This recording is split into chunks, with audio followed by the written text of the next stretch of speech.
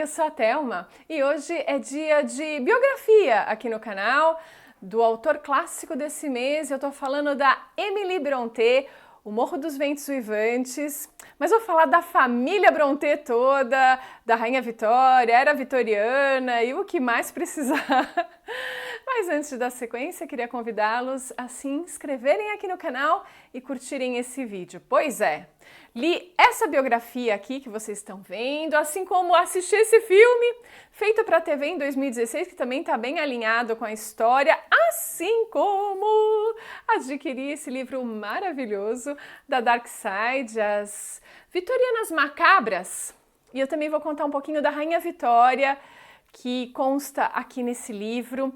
Mas para começar, vamos lá para a Irlanda. O ano é 1777, quando Patrick nasce. Patrick que vai se transformar em Patrick Brontë. Ele não era Brontë não, era Brunt, eu acho. Nasceu pobre e era ferreiro e aprendeu a ler e escrever sozinho.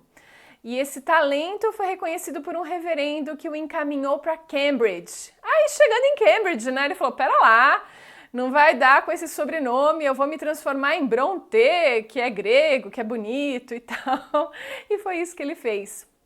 Logo ele se casa com a Maria Branwell e vai ter aí a prole de 5 meninas e um menino. E aí segue de forma itinerante pela Inglaterra, prestando esses serviços religiosos, né? Até que uma cidadezinha, né, um vilarejo chamado Haworth, acaba convidando para que ele se estabeleça no presbitério ali e fique como pároco, né? Fixo. Eu estou chamando de pároco, mas talvez não seja essa a palavra correta para esse tipo de serviço religioso protestante, né? Sei lá eu. Mas vamos lá. Então tinham 5 meninas, 2 delas mais velhas, a Elizabeth e a Maria, né? Colocam como Maria, a Mary, deve ser Mary, né? Tudo bem. Elas vão para um colégio interno e aqui a gente vai descobrir na biografia que existiam 2 tipos de colégios internos naquela época para moças, né? Os bons e os que eram tipo uma tortura. Infelizmente, elas foram encaminhadas para esse segundo tipo, onde a diretora era um tanto sádica e não permitia que se aquecesse o local, era extremamente úmido, a comida era insuficiente. Então as 2 irmãs mais velhas morrem de tuberculose. Elas se esvaíam a olhos vistos, mas isso não impediu que essa diretora desse sequência à tortura dela. A Emily e a Charlotte, que são, né, a Charlotte e a Emily, né, em ordem cronológica de idade, elas também seguiram as irmãs mais velhas, mas acabam voltando por ocasião das mortes. E não voltam mais para esse colégio, ainda bem, porque senão a sina delas ia ser a mesma, né? Voltando ao vilarejo de Haworth, era um lugar um tanto inóspito, cravado entre montanhas, numa região de pântanos, muito fria, que ventava demais, extremamente úmida, onde a expectativa de vida era de 25 anos. E olha, gente, não era diferente a expectativa de vida na Inglaterra, tá? Aqui no livro que eu estava comentando com vocês, na introdução a essa era vitoriana, ela conta um pouquinho disso. As pessoas morriam, a expectativa de vida de homens era 40 anos, homens nobres, né? Da classe operária, 30, mulheres e crianças, menor ainda, né? Elas morriam de parto, né? Não tinha saneamento básico, as doenças eram epidemias, sempre, que devastavam aí a população. Então, os 25 anos lá de Haworth era péssimo, né? Mas era o que tinha, né? E o reverendo acaba ficando lá e aí já perde as 2 primeiras filhas, né? As meninas acabam indo para um lugar melhor, estudam e vão ter a profissão que era possível para mulheres na época, serem professoras, tanto em colégios, nesses colégios, ou como tutoras em famílias. Elas vão se espalhar, vão e voltam. A Charlotte e a Anne acabam trabalhando mais nesse sentido. A Emily, ela era mais antissocial das três e era muito apegada à família. Então, quando a tia delas, que quando a mãe morreu de parto, logo depois do último parto, vem ajudar a família, ela acaba morrendo. E a Emily vê aí uma oportunidade de voltar para casa e ajudar o pai dela a tocar ali o presbitério e a vida dele, né? Todas escrevem escondido, entre elas mesmas. Elas não revelavam para as irmãs que estavam escrevendo poesia. Até que a Charlotte descobre os cadernos da Emily, que fica bravíssima. Mas assim, a hora que ela vê, ela fala, meu, você tem talento, todas nós temos, todas nós estamos escrevendo. Então ela reúne isso num livro e manda para um editor que publica. E elas vendem 2 volumes. E elas já começam a publicar com pseudônimo de Bell, os irmãos Bell. Né? Adotam pseudônimos masculinos, pois mulheres na era vitoriana não eram bem vistas como escritoras, não atraíam público. E aí elas seguem escrevendo novelas, porque a Charlotte, que é a mais... ela tem a determinação mais forte para ser escritora desde pequena, ela vai sempre levar, tocar as outras irmãs, vamos nessa, vamos tentar.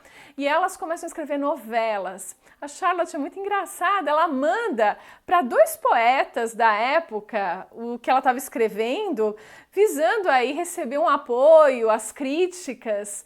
Os caras detonam as poesias, os textos dela, dizendo que mulher é para ficar trabalhando em casa, né, e tal e coisa. Mas isso não faz com que ela esmoreça e elas vão escrevendo. O primeiro romance da Charlotte não decola, mas quando ela escreve Jane Eyre e manda para um outro editor, ele passa a noite toda lendo, enlouquecido pela história, e vai ser um grande sucesso. É publicado, é sucesso, e a Anne e a Emily também escrevem, né? A Emily escreve só O Morro dos Ventos Uivantes, que é o romance mais forte aí de todas elas. Claro que tem um certo debate nesse sentido, mas é um tanto autobiográfico, talvez reflita um relacionamento meio tumultuado com o irmão, enfim, é uma confusão de sentimentos. E esses pântanos, né, essa charneca que cerca a casa delas, vai ser o pano de fundo para esses dramas, essas explosões, né, para essas dificuldades das mulheres na sociedade, para as denúncias desses colégios internos que maltratam as garotas, como as governantas são maltratadas. Nas obras das Brontë, sempre a gente vai ver esses componentes que elas viveram na própria pele. O que acontece é que o Branwell é bem viciado, é um cara difícil. Aqui eu vou colocar as fotinhos deles. Tem uma das fotos que ele é tirado da foto, é a foto do pilar, porque colocam um pilar no lugar dele, porque ele dá bastante trabalho. Ele é, além de viciado, ele foi muito mimado, digamos. Se envolve com mulheres casadas, é um rolo todo, e ele acaba morrendo muito jovem. Quando, eu acho que é pneumonia ou tuberculose, acho que é tuberculose, e 2 meses depois do enterro dele é a vez da Emily morrer. Né? Ela, quando vai ser enterrada, o carpinteiro que fez o caixão dela disse que nunca tinha feito um caixão tão pequeno para um adulto. Imaginem como ela estava emagrecida. Meses depois morre a Anne, também de tuberculose, o mesmo mal que assola aí, os problemas que assolam essa região.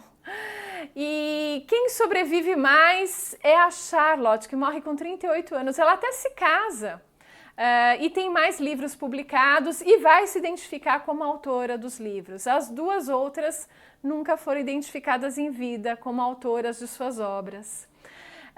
Quem vai viver mais mesmo é o pai deles, que sobrevive a todos, o Patrick Brontë. Então, é essa mais ou menos a história que eu queria contar para vocês. Aqui também, gente, tem uma história da Charlotte Brontë aqui e da biógrafa dela, mas a gente vai saber um pouco da Rainha Vitória, que subiu ao trono aos 18 anos, se casa, é muito apaixonada, mas perde o marido uns 20 anos depois do casamento e fica convivendo com o fantasma dele por mais um tempão, por mais 40 anos. O cerimonial dos palácios é mantido exatamente igual, levando a água para ele fazer a barba e tal e coisa. A Rainha Vitória era um tanto aficionada por ele e acaba dando também esse tom macabro à era vitoriana, famosa por ser conservador, por ser pudica, mas também é a era onde surgem as Brontë, que quebram esses preconceitos. É isso, então nesse mês nós conheceremos melhor a Emily Brontë e o Morro dos Ventos Vivantes. É isso, e a gente se vê no próximo vídeo.